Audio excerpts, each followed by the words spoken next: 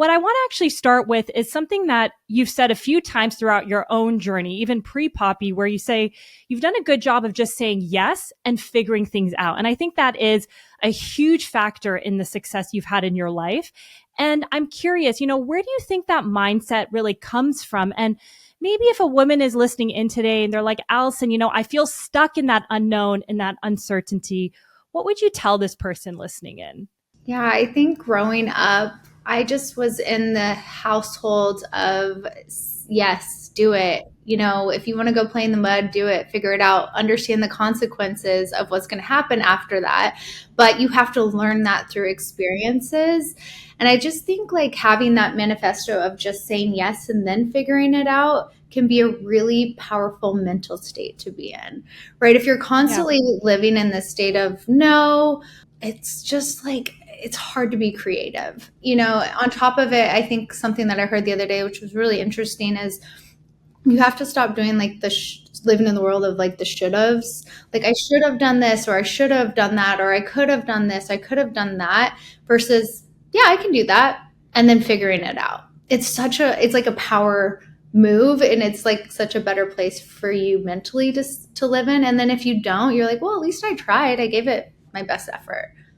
Yes. Oh, it's so true. And what I love so much about your journey too, and we'll kind of go into your entrepreneurship journey, is that you had zero background, right? It's funny because I believe your dad was an entrepreneur, but you built a very successful career in oil and gas, which I don't think a lot of people know that was majority of your background. So how did you get into that field? And yeah, I'd love to hear more, maybe some of the highlights that you think were maybe helpful kind of leading you up to the journey of starting your own thing? Because it's a very different industry and background.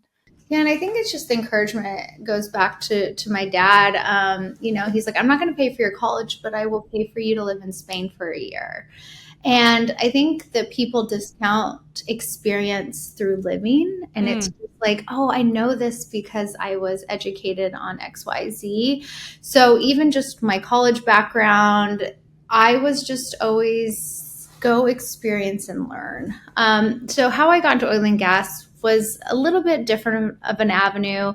My dad was in the oil and gas industry. My sister, she runs a big oil and gas company out in California. And it was just like a natural, easy way for me to like make money out of college. I would never say I was really passionate about it, which I feel like there was always something missing. I always felt in my life that there could have been more, but I was really good at it. It was really comfortable. I made a great salary. I was able to have, so much money in savings and all of these things. And I think a lot of people just kind of stop there in their life. Like check, check, check. And for me, it was still not good enough, right? I wanted to find a way to fulfill this itch of like, what am I missing? What am I doing that's more? And I will never discount those times though, because in what I did, I was able to work really closely with like the federal government. I worked close with landowners and real people and heard history and worked in the courthouses. And I've been able to apply so many of those learnings going forward, learning through living and experience. Yeah. So I look back on it, but I just always knew there was more. There just had to have been more. And then I accidentally stumbled on Poppi through my health journey. And it kind of just came into line of, this just happened. It worked. It was wild. I love what your dad said about he'd rather send you to Spain for experiences. Like what an incredible way to grow up, because I think it is so fundamental, like being in new situations, whether it's work, whether it's your personal life, whether it's traveling, and being able to adapt. And it seems like you have been just so great at that. And, you being in oil and gas, you were making money, you were saving, doing quite well. You always knew something was missing, but it didn't feel like, I actually have a question. Did you ever know that one day you were going to do your own thing? Or you're like, I'm just kind of doing my thing, maybe having some hobbies? Like, what did younger Allison look like at the time? It's so funny. I don't think I ever thought I would be quite an entrepreneur. I was never like, I'm going to quit and go out, And that's actually, I think, like the beauty of Poppi, because I started this because of a personal problem and the passion and the desperation to share it. But it just, like we just know, like in the back of your head that there's just something. But I love that I had that plus like the passion. And I think it created the perfect example. There's certain people that are like, I'm going to start a company. And I like, applaud you for that as well. Whatever that path is to follow your passion is wonderful. But for me in particular, it wasn't this like this. It was more. I'm just always like a creative. I'm a free spirit. I knew I always wanted to do more, but I also wouldn't say like I had a lot of direction in life. Sure, I was doing the oil and gas thing because it was good money. Check, check, check. Right. But I wasn't like passionate about it. And then once you find your passion, it just kind of is easy. Yeah, I remember looking easier. Yeah, for sure. And I remember I was in a similar position. Like I was in finance, similar to you, making money. Like I did well. I was moving up the ranks, but there was something missing. But similar to you, I was like, I don't know what I want to do if I start my own business. Like I didn't have ideas, but there's nothing like a personal problem and having that itch that can really propel you, because having that passion, if you don't have that, good luck, right? Like you've been in this for so many years. If it was just something you were doing to make money, I'm sure you would have just, I don't know, wouldn't have been as fun. There's so many times that if you weren't like passionate about what you're doing, like this is the hardest. I definitely took the harder road. Yeah, for sure. It's paying off. So that's good. 100%. And so, you mentioned a bit about these health problems. Maybe you can kind of walk us through what were you going through at the time and how were you kind of tinkering with your own issues? Yeah, I mean, like keep in mind timeline wise, this was almost 10 years ago, where if you'd walk into somewhere into a restaurant, you'd say I'm gluten free, they would be like, what does that mean? Can you eat chicken? Okay, yeah, you don't know what that means. And it just wasn't, I think it was like kind of the rise of kombucha and like weird drinks and things and all of this stuff. And I never really had read a label or knew what a nutritional panel meant or macro dieting or like any, I just never had really grown up and thought about it. And had gone to doctors trying to figure out what was wrong with me.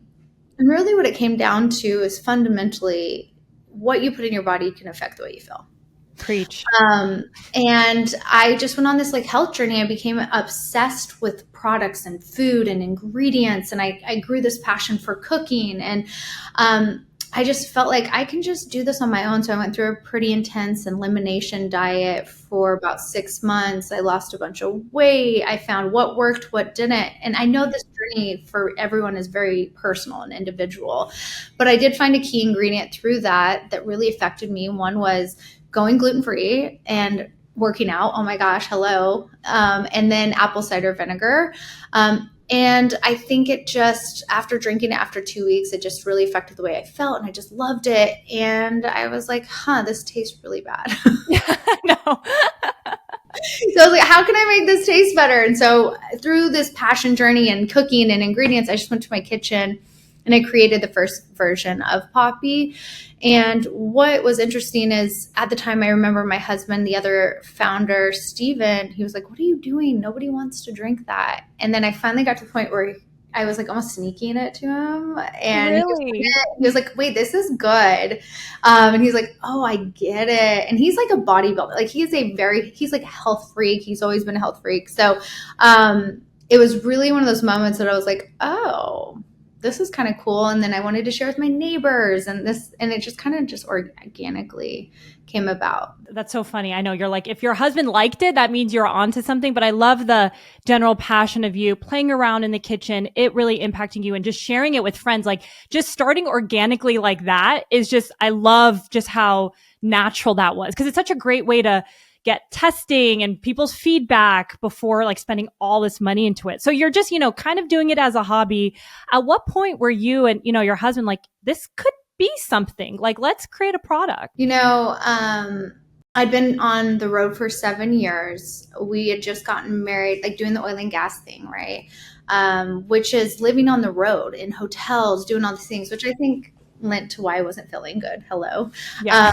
But I do think that I wanted to start a family. I wanted to buy a house and settle down, and the lifestyle just wasn't quite the same.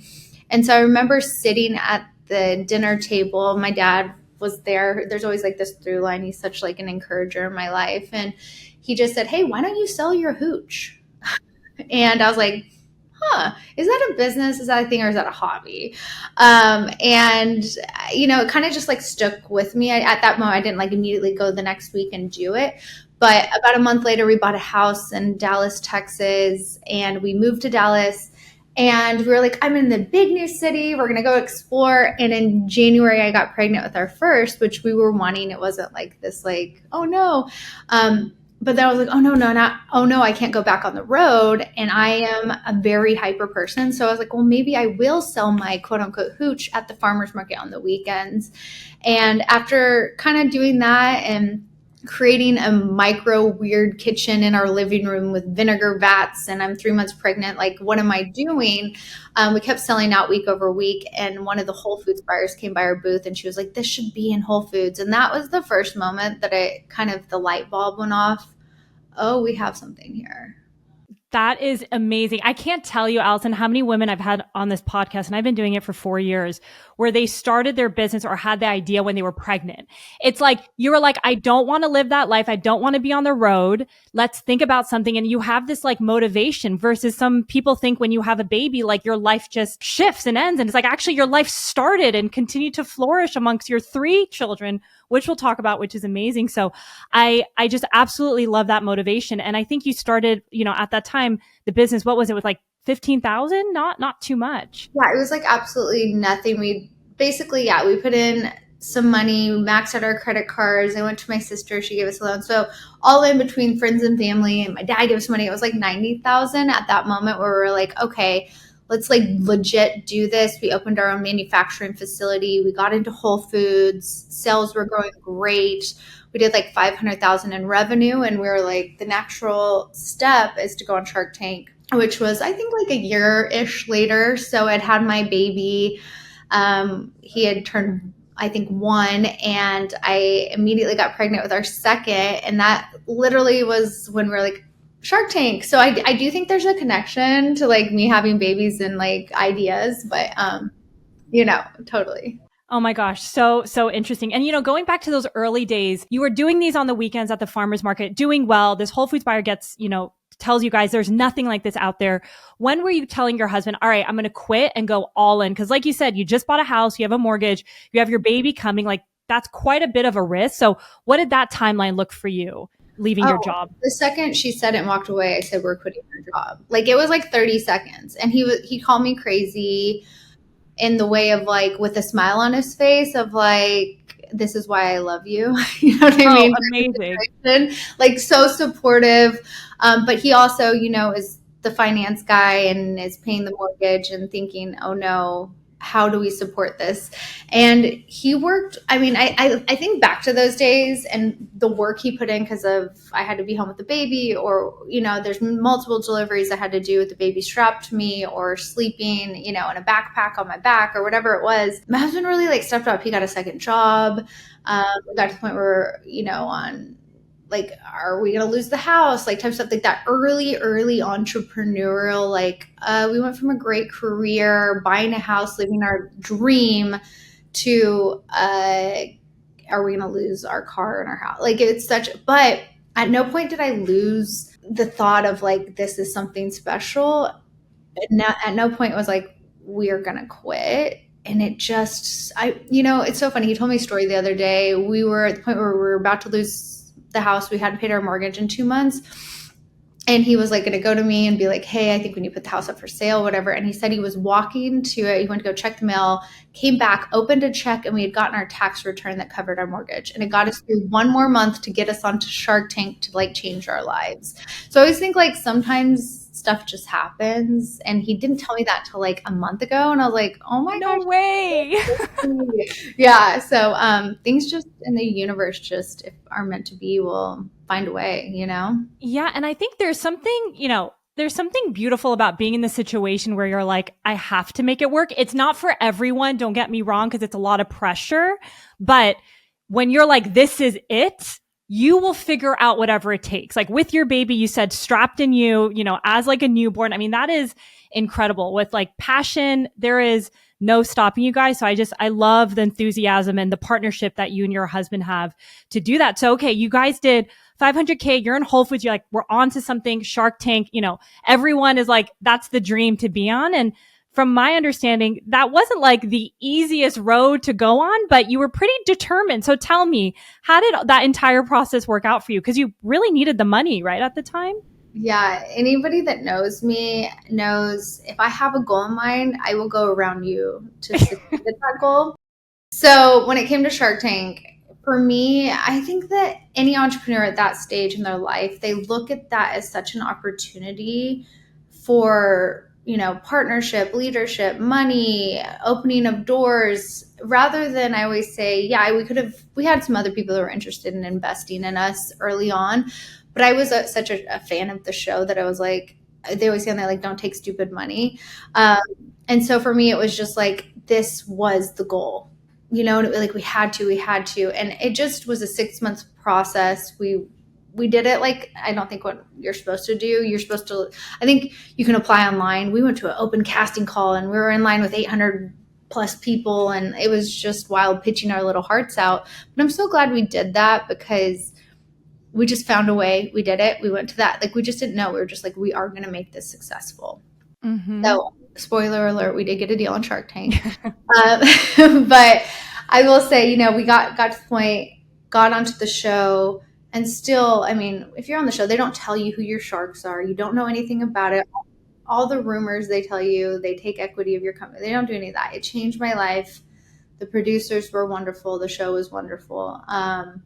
And yeah, that's like almost even where like Poppi really got started. Like the previous that was called Mother Beverage, and then we went in, got a deal, and then we went through a rebrand after that. So Yeah. Well, I mean, I love it. You're like, I'm going to get on Shark Tank. You went on Shark Tank. Like, was the process, so you waited in line, like, did they get back to you quite fast, or was there a follow-up? Like, how is the filter process for, being a company on the show? yeah, it's so interesting throughout that whole process. It's very like, thank you, we'll let you know. And then 2 weeks later, you get an I've email. heard. Yeah, it's not like, you do not know if you're going to make it. And then you do know you make it to the next thing. And then they're like, and you don't know if you're on the show. We found out we're going to go on the show 2 weeks before. I was 9 months pregnant. I was like freaking out a little, got the okay from the doctor. And Oh yeah. again, Oh my gosh. you're not going to stop me. I had the baby 10 days after the episode. But I will say, you just don't know anything, and you almost have to just trust the process and stay positive.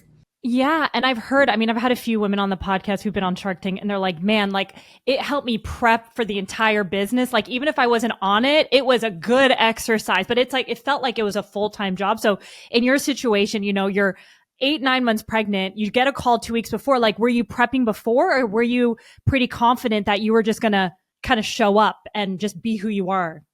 No, and the producers are prepping you a month or two ahead of time. If you get on, you want to have your pitch ready. So they're really good. And look, I think it's been around for 10, 12, I don't know how many seasons at this point. So I think they kind of have the formula down. But I mean, I remember the pitch and what we did. We did it hundreds of times, and still doesn't prepare you for when you go in, though. Like, in all honesty, you're in there for an hour, they're yelling at you so many different questions that you're like, wow, as a business, and I've never done this before, I didn't think to think of that. So I definitely think we held our own, and it paid off.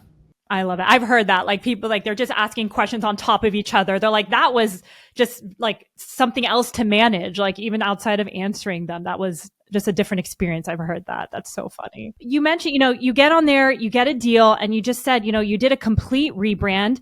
That's actually quite a big deal, right? You get on this national show. I would imagine that sales would be insane, but you're like, you know what? Let's just pause everything and do a complete rebrand. So I'd love to maybe hear the thought process around that.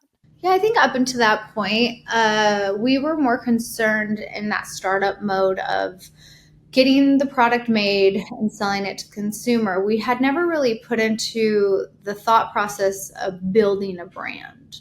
And a lot of people don't understand the difference of a brand and a product, right?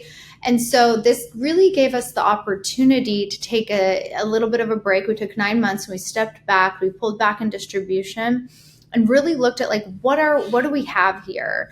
And really what it came down to is we had a better for you soda that people loved. It's that simple. It didn't have anything to do with the farmer's market, didn't have anything necessarily to do with my founder story or apple cider vinegar. Yes, all of that's true, but soda hasn't been disrupted really ever. And so if you really think of it, back in the diet craze, I think was the last time like soda as a category was disruptive. And so now enter Poppi. And at that point, we're like, okay, if we're a soda, then you have to be in a can. So we went from a bottle to a can. If you want to be a soda, you have to scream taste. So we're colorful and juicy and fruit, right? There's a lot of thinking that kind of goes into it. And then who are we talking to? How do we be unapologetically authentic to our community? How are we creative first? And I love that we had the time to do that, because when we launched in March of 2020, yes, the first month of COVID, we knew who we were, and we were able to just like come out really strong. But we did know who we were, but it has completely evolved and changed, and we've learned, and we're always ever going. But at the end of the day, we know we're a better for you soda. You know what I mean? Yes. And, I'm curious. I love that exercise, because you're right. When you're in those early days of just starting a brand or a business, you're just focused on, how do I get the next product out? Do we have enough money? Is that customer happy? Like, you're very much in the nitty gritty. It's quite rare to just kind of pause and reflect back on like, who are we? Who are we serving? What do we want to change? So major props for you guys to do that. And did you stop all sales, or were you still kind of selling the original product while you were doing this? It's funny, I'll just use this for an example. We had take Whole Foods. So they have what they call is like global rollout, and they have regions. So they'll have like California as a region, and then like Texas, Oklahoma is like Southwest region, and the Northeast region, and Miami, right? I think there's, I don't know, a certain amount. We'd been sold in nationally to 7 regions with our previous product. We had to go to them and say, hey, just kidding. We are a new product with a new name and a new positioning and all this stuff, and resell it in. And they went for it, right? I think we had one buyer being like, you were making the biggest mistake. And she came back to me like years later and was like, I was wrong. But it was so interesting. So we had to do a little bit of like that work, but everyone kind of trusted us. We had good relationships at that point, and it was just kind of like off to the races. And did you have, it doesn't seem like it, but I'm curious, like at the time when you were in that rebranding, were you nervous in any sense that maybe with this rebrand, the Whole Foods buyers might not like everything that you've done, because it was completely different. So it's quite risky. It was, but we were still such a baby brand. I mean, which helps. Is like nothing. I mean, it's absolutely nothing in the beverage. It sounds like a lot of money, and it is a lot of money, but like our category as a whole within Better For You soda that we've grown in, I think 4 or 5 years, is north of 1.2 billion, right? It's a brand new category that uplifted out of nowhere, so I think if we were to try to do that now, it would be a little crazy, but I think back then it was just like, okay. Yeah. And I think that's a beautiful part of being quote unquote smaller, because you can do these pivots and it's not like the end of the world. Like even for us, like we're still small, 4 years in, and we're like, oh, we can quickly change this and that, versus if you're doing like 10, 20, 40, 50, 100 million, it's a very different ball game. So there's a beauty in those early days of like being able to change things and make those bold moves, which I just respect so much. And I also love that, because I feel like so many people starting their business, they want it to just be perfect. And you started a product based on your needs, and you just went for it. And look, you pivoted and you adjusted, but like you got started. And I love that.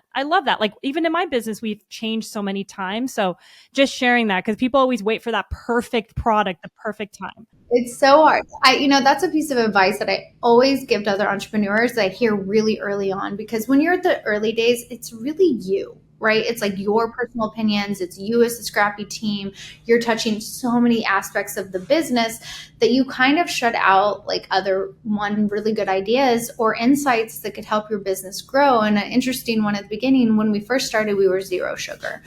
We were only stevia. And I had someone in the beverage industry come up to me, and they were like, hey, nobody really cares if you have 5 grams of sugar or less and it tastes good. And I was like, absolutely not. I started this because of my health journey. I would never. And then Steven was there with me, and then he secretly like started putting it in it and me trying it. And I was like, why is this so much better? And he's like, yeah. And then compared to like sugary soda, right, we're 89% less sugar. You're like, in the scheme of things, it's okay to change. And so your reaction as an entrepreneur is always to be like, no, but sometimes it's okay. And at the beginning, to your point, it's so much easier because once the consumer gets used to a product, you don't want to like mess with it a ton. So experiment, change, innovate, be open to suggestions earlier on is like a really smart advice. Yeah, I would be exactly like you. Like I'm in the world of wellness. So I'd be like, wait, what? But for you, like scale and taste, I mean, really for any product, taste is huge. And you have to do certain things to get a good taste because that's what people are used to. So it's really tough to get something like super, super clean. But to your point, it's still cleaner than any other option out there. And I think in another interview, you were saying like you and your husband never fight, but the one time you did was on this. Like he's like, let's put a little bit of sugar. And you're like, absolutely not. So Yeah, and it's so true. And it's just so funny because I think in the scheme of things better for you, I feel like in life, the diet craze, the better for you, the wellness, you always have to like pick health or taste. And I love at Poppi, we don't let you pick, or we don't want you to pick. Like have balance your life. Like have a Poppi, now you can have a burger because it's, 89% less sugar. So I don't know. I love that about us and that we can continue. If we're going to call ourselves a soda, you have to at least taste good, right? yeah, 100%. I love it. Well, I remember when I found out about you guys, it must have been in the thick of COVID. So like after the rebrand, I think we were just, I don't think my product was out yet. And I was coming across your TikTok. I'm like, oh, I love this woman. Like, what a cool brand. You guys really stand out. Like talking about brand, I think you do such an incredible job. Like as a company, as a brand on social. Tell me more about maybe your quote unquote strategy or lack of strategy starting out because you guys really killed it on TikTok so early on. Yeah, just for like reference, we have over 2 billion views on TikTok. We're, I feel like, one of the first brands to kind of get on and test back when everyone I was on it. feel like you were, yeah.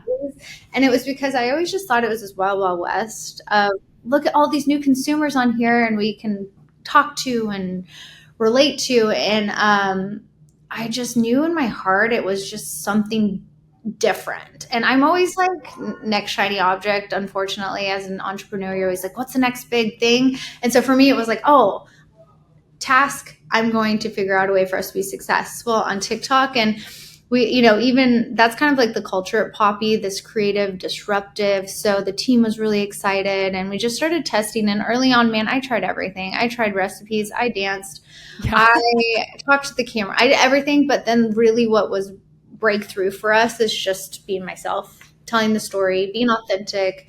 And then now, of course, we have fun with the trends and it's like BTS in the office and the girlies like running around and doing fun stuff. But really those early days was about educating on the product, building our community from the ground up and just being relatable. And now you see that shift. Everyone talks about the word authentic online. It's like the buzzword, you can be authentic. But we were really like let down that like barrier really early and just let people in, and it paid off and we love our community. Yeah. And I think what you said even is still relevant now. Like you were testing everything. You weren't scared to put yourself out there. You were doing recipes, dances, whatnot. And then you realize through that, like, let me just like be myself and be authentic because it takes you building that muscle to get to that point. So I love that you were practicing. And tell us more about that one video that was just insane. Like what you were doing, why you did it. I think it's just so inspiring even to this day. It's so funny, yeah, because like through that, I had a lot of people tell me, don't get on TikTok. That's for the like young ones, which it's not. Everybody's on TikTok now.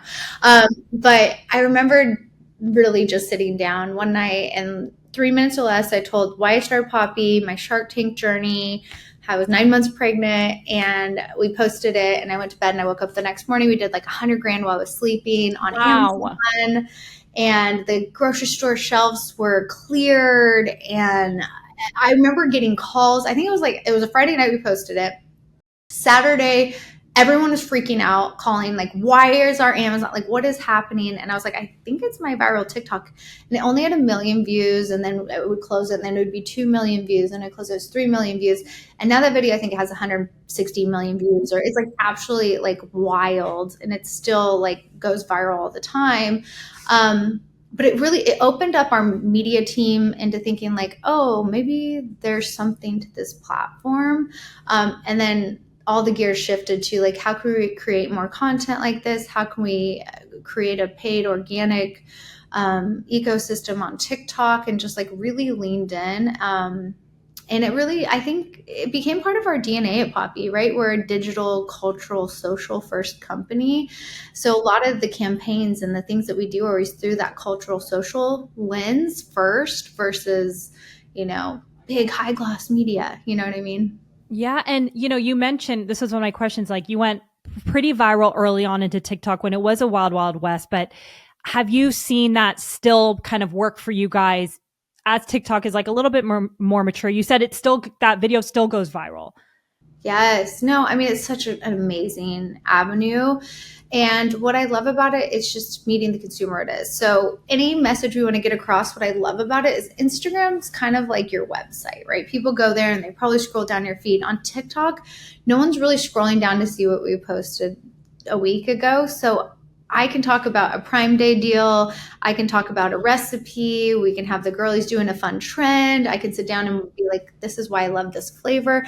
And you can still get a lot of message out to the consumer a lot quicker and easier. And it's really effective for us as a brand. And it's still a way to build community.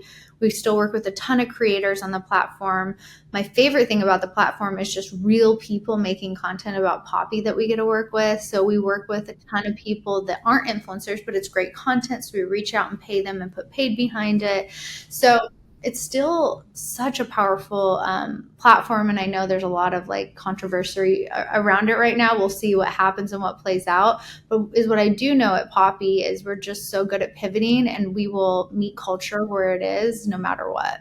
Yeah. And I love you in another interview, you mentioned like with all these platforms like Instagram, TikTok, whatnot, it's always changing in some sense, but you guys are ahead of that, right? You're always thinking through it. How do we pivot? Because I can't tell you, we do quite a bit of content online. How many people reach out to us and they're like, what are you doing? I'm like, it's changing all the time. Like the amount of time we spend talking about it, like, and I'm the CEO, you'd be like, what are you doing? And we're still, working through it, not like you guys, but so tell me more, like people think content is like, it's too late or I can't do what she's doing. Like, what would you tell that person? Because so many people still don't show up and put in that effort because I don't think they realize how much goes into it behind the scenes. So I know I just said a lot, but No, anything that resonates. like I can't do it. I'm like, that's a you problem because like you can. And it's a mental block. So I always, you want to make it approachable. So when I'm trying to encourage someone to get on and get past that like block of like, oh, that looks like a lot of work, I am here to tell you it's not. Now you can make it a lot of work and you have a lot more strategy and you can grow in your team. But if you're just getting started, get on the platform and just post. Actually, nobody really cares if your content's bad, but if it's so bad, it might go viral. And also if it's good, it might go viral. So it's like win-win, you have eyes on your brand or whatever you're trying to get across. And then I think for me, it really comes from leadership down, kind of like what you were saying. I'm on the platform every day. I am looking at the trends. I'm understanding what's cool, what's not. And then I rely on my team to help with that, but it's not like I'm leaving it up to them. Does that make sense? And no way am I dictating what we should or shouldn't do. I trust them immensely. But I think like within you have to trust the process and understand that it can be a great vehicle just to talk to your community. And then I've been on stage in front of thousands of people, and a really fun exercise that I do is on stage, I will create and post 3 TikToks in under 3 minutes, and people's jaws are on the floor on how easy it is. You can take one idea, for example, me as founder of Poppi, and I want to tell you about Poppi that's 5 grams of sugar and tastes amazing, has ingredients you can love. You can do that with me saying it with my product. The next one can be me doing a trend with copy over it. And then the third one can be a longer form video where you're like really going in depth into the ingredients and why it is and tell you. I just created three ideas that you can then post back to back to back and nobody cares, right? And once you kind of explain it and break it down so easily that people are like, oh, maybe this is more approachable than I think. And then it comes down to time, prioritize it. Don't put it to the bottom of the list. Think of it at the top of the list. It's easy to check off and then do the rest. No, easier said than done. I know. No, but I will say when we had first launched our brand for 8 months, me and my co-founder were doing 4 videos a day with the help of one other person. But I will say, once I was doing that, we would do exactly what you said. Like it would be fast. Like you got into the hang of it. So what you're saying, completely validated. I haven't been doing it in a while. So I think I need to listen to this conversation because I'm like, I did it. It took quite a bit of time, but I did get into that rhythm, like you said, where it is quite fast. And what you mentioned, you can just post it on TikTok. Not everyone is looking. You just post 3, like just get it out there. And I'm so curious, Allison, because obviously you now have a bigger team. Not everybody thinks that way, right? Like I feel like there's a lot of people out there, and this was also me, and sometimes is me, where it's like, oh, it has to be polished, it has to be perfect. And it's like, how do you create that sense of urgency and putting it out there amongst your team? Because that is something that I think we're, still trying to figure out, because you can spend so much time on a piece of content and it flops. Sometimes it doesn't, but you can spend maybe a few minutes and that one would weirdly go viral. So you don't really know. So I'm just curious how you handle that. I think for me, my go-tos don't spend any time on it. So I think people have a lot of strategy and thinking and worry versus what's trending today, what is a common thing you can talk about, and how quickly can you get it posts. We don't use a lot of high production. Honestly, that stuff doesn't work well on TikTok in particular. It can maybe work on Instagram and like the paid side, but I'll like walk to the office and like the girls will be sitting there drinking coffee. I'm like, you guys on a call? And I'm like, look, do you see this is trending? And they're like, yeah, let's shoot it really quick. And then we'll post it within 5 minutes. So, or I'll block off, like we'll have like a lightning flash deal next week on a new thing. And I know I can sit down, talk about the product and why we're 30% off on Amazon today. That's easy, right? Yeah, you get it and you post it. So there is strategy. But I think the people that spend too much time on content, you get disappointed, you get discouraged. You're like, man, that sucks. And then you don't create as much versus if you go in the mentality of post as much as you can, have fun while you're doing it. It became part of the DNA at Poppi. So people are thinking that way. I always use this as an example. Like our entire company gets together once a year, and we, within the agenda, create time slots to create TikToks as a team company-wide. Mm-hmm. And so people want to be on TikToks and we encourage it. It's this whole thing. So it's part of just like the language here. And it really comes from the history and the virality that we've had. But I'm remiss to say it's not as easy as it used to be. Sure. Right? I've noticed that. 2 years ago, we would go viral and get 1 million here, left, right, and center. Now it's way harder. And it's sometimes a little bit more of a pay to play. There's like some of that stuff, but then it still happens. 2 weeks ago, we posted something. I looked at it yesterday and it had 680,000 views 2 weeks later that I didn't even know went viral. And I was looking at it last night. I was like, you guys, did you see this? Everyone's like, oh my goodness. So I'm just saying, don't get discouraged and, have fun. Yeah, I love that, having fun. And I love that you said as part of the DNA, because they're seeing you as a founder doing it and you're showing the quickness of it. And that's something that is part of what's so important to you. So I love that. And the team kind of sees that as well. So I'm inspired. I needed this conversation. I love it. And, one thing I'm also curious about, which is wild. So you guys went from 2 employees to over 200 in like 4 years. I mean, I can't even imagine, but I'm curious, through that process, what would you say would maybe be some of the biggest learnings you've had about yourself? Because I'm sure there's so much that happens with that crazy, crazy growth. Yeah, I was talking about that the other day.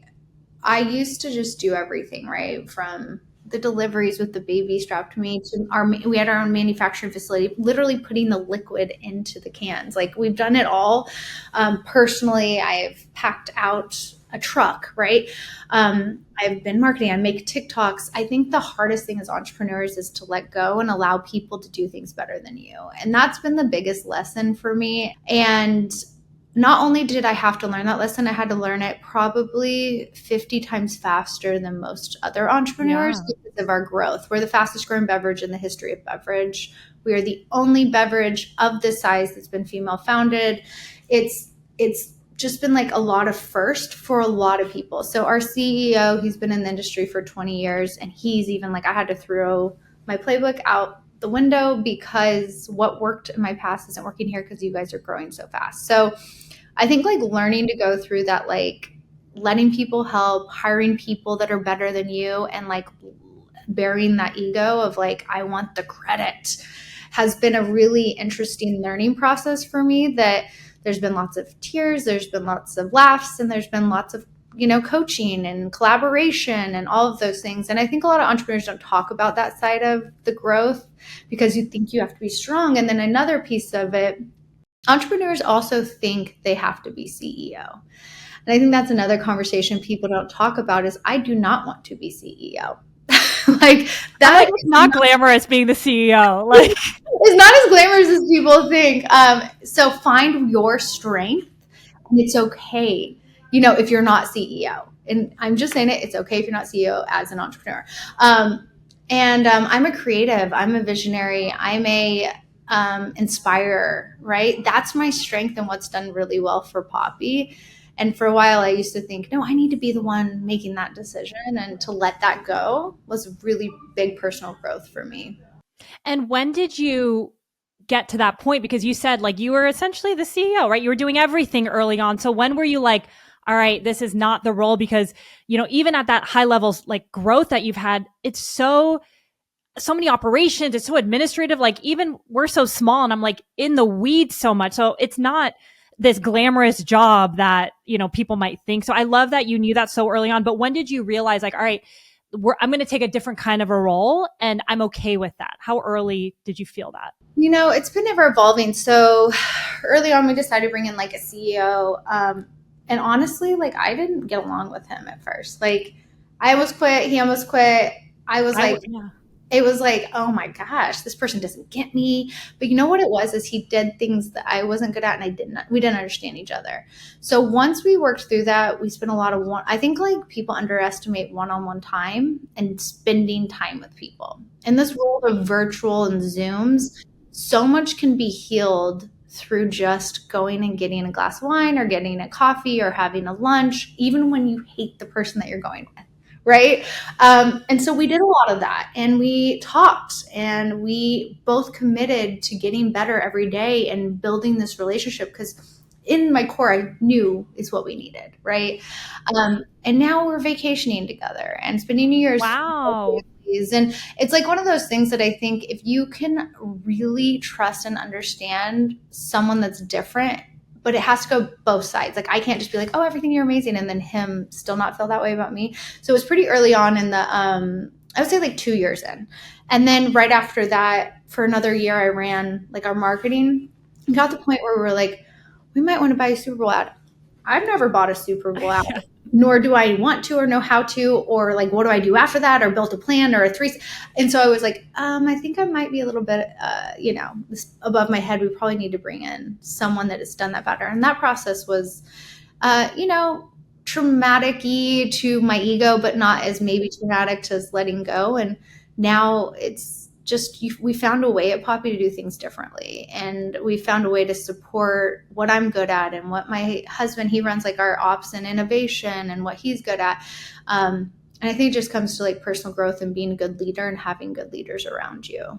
Well, I just so appreciate you being so real about that process because I can't imagine bringing a CEO and it being so difficult and traumatic. Like, I don't even know. I mean, you're really like, it's like you're giving your baby to someone to run and you're like, oh, you're not in the weeds as much all the time. But I love what you said about like meeting in person, getting to know someone. I do agree with that. Even in terms of just broader team, it's like you work so virtually, there can be miscommunication, but when you just meet with someone and chat things out, it's like a world of a difference. So major props that you worked on that relationship and then also bringing in somebody to head marketing, because I'm sure that was another layer. And I'm curious because so much of, like you mentioned, building and scaling your business so quickly, like you said, not so many people are going that fast like you. So talk about personal growth. Like that is probably on steroids. Like building a business is every day, all day personal growth. You see all your demons, you see your ego you might not know is there, but how have you worked through all of that? Do you have any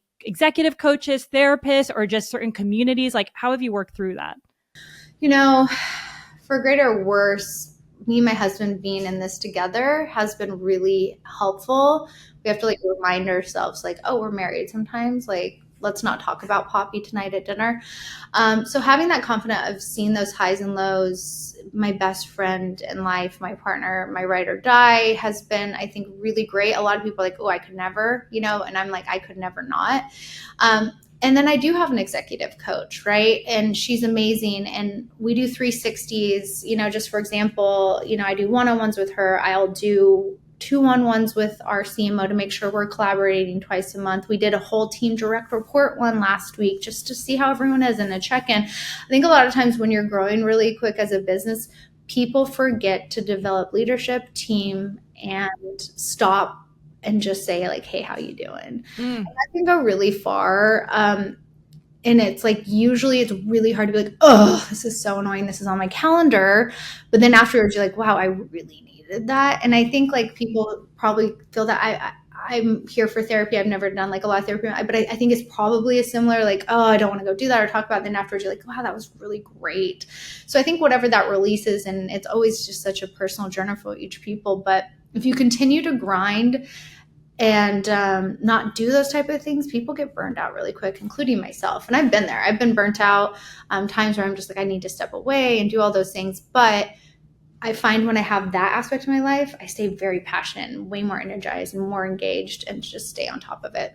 Yeah, let's talk about burnout, right? Because I know, even outside of this high growing business, you also have 3 kids, you're very involved, and burnout just doesn't make things fun. But if you keep going, I mean, you're on a complete rocket ship. So I would imagine at some point that would happen. But how did you kind of move away from that? Because sometimes when you're burnout, you're just not even excited because you're just not mentally there. At least that's how I have felt. I'm like, you're just like, why am I doing this? What's the point? But then, you rest and you're like, oh, I know exactly why I'm doing it. So I'm curious, like, what did your burnout look like? And what did you do for yourself to kind of feel more energized? Yeah, and I will say I felt burnout more than ever this year in particular because of the high growth and visibility. And it really isn't like burnout and like, oh man, I don't want to do pop anymore. It's just I need more balance in my life. Like I missed my kids. I was on the road like all year. I have 3 kids. I have a 2, 6, and 8-year-olds. I missed my husband. I missed having dinner as a family at night, right? It was like the simple things that kind of hit me. And I was like, wow, I need to start saying no. And I think when you're first starting out, I said yes to everything. And it kind of is circular to like the beginning of like say yes and figure it out. But actually the harder thing is like once you see this success is to say no, because now we have so many things thrown at us. And I felt like I have to do this because I'm the face and I have to be Poppi represented. And now it's like for my mental health, I have to figure out what is impactful to the business and what will move the needle, or what do I just personally want to do and will enjoy, right? If it doesn't kind of hit those 2 buckets, am I doing it because it's my ego and I just want to be at that cool thing with that celebrity? Yeah. That's probably not a good reason to do it. You know what I mean? I know that sounds like maybe shallow or whatever, but I think for me, burnout, I think you have to take control of it and learn to say no and what's effective. Once again, easier said than done. I love saying yes. But I think, the holidays have been really nice as well. Just being home with the family, I'm feeling very energized. 2025 is just going to be absolutely insane for Poppi. And so I'm kind of like mentally preparing, like I got to get my R&R and then go blazing into 2025 and just like absolutely slay. I love it. And I love everything that you said. And saying no, I'm sure is tough, especially like you said, as you get bigger and have more success, I'm sure you get hit up all the time with just so many opportunities, so many things. So it's easy to kind of get stuck in that rabbit hole, I would imagine. But yeah, tell me about, I know we're coming up on time. Tell me about 2025, what you can share, whether it's something you're excited about personally, with the business, whatever kind of comes to mind. Yeah, no, for me, I think the biggest thing for 25 is we see so much fun around like our flavor launches. So we're launching like a new flavor in the next 2 weeks. And then we're launching a clothing line with like a national retailer. Amazing. So a swag has been such like a big piece of building our brand in our community. And so we're going to kind of take it to the next level that's a little bit more affordable for all. And then I think another piece, just Poppi's not a startup anymore. We're a challenger, high growth brand. And I think we're more prepared with people and process, and our product is incredible. So I really feel like up until this point, it's been a lot of figuring it out. Next year, it's like, oh, we got this. Let's go. Even though it's kind of felt like that every year, but you know what I mean? Sure. We Sure. feel more prepared and than ever. So I'm excited to see what we can do with that. So exciting. And I'm going to ask, I know I said that was my last question, but I'm going to add one more in there because I'm sure so many people are curious who are listening in. You know, you mentioned your 3 young kids that you've had. I hate the word balance. I don't think it exists, but do you have any advice? And even for me, I don't have kids yet, as like a mother, someone that's still running and growing a successful business, how you kind of manage your life and integrate both worlds. Any advice you have there? Yeah, I think it goes back to kind of what I said at the top of this. If you want to do it, like do it, but you got to throw the shouldas at it. Like, I should self-care more. I should stop drinking that glass of wine on a Tuesday night. I should spend more time with my kids versus like, what do you want to do and prioritize it? That's like a really big thing with me is like the balance to your point as a mother means absolutely nothing. My kids, my family, everything always comes first. And then if I can take care of myself, I can. But that's what brings me joy. Stop guilting people on the fact that like my self-care balance is sitting on the couch, watching a movie, and eating popcorn with my kids. Like, you know what I mean? Like normalizing that a little bit, I think is like great. And then I think people always talk about really successful people or people that have had a lot of success in life. They always talk about like, I get up at 5 a.m. and I read a book and I have meditate. And I'm like, honey, I don't do that. that is not normal and that is not life and that is not real. And do you and do what makes you happy. Yes. Sometimes you just need to hear that it's okay and we're all in this together. So, biggest piece of advice for balance, stop making yourself feel bad. Yeah, stop with the shoulds, what you should be doing. And I just love that you follow your passion and you're building this incredible brand. And I'm so excited for your swag. I can't wait to see all of that. But Allison, this was so much fun. Such an honor to have you join us today. And I can't wait to see what next year has in store for you guys. Oh my goodness. Thank you so much for having me.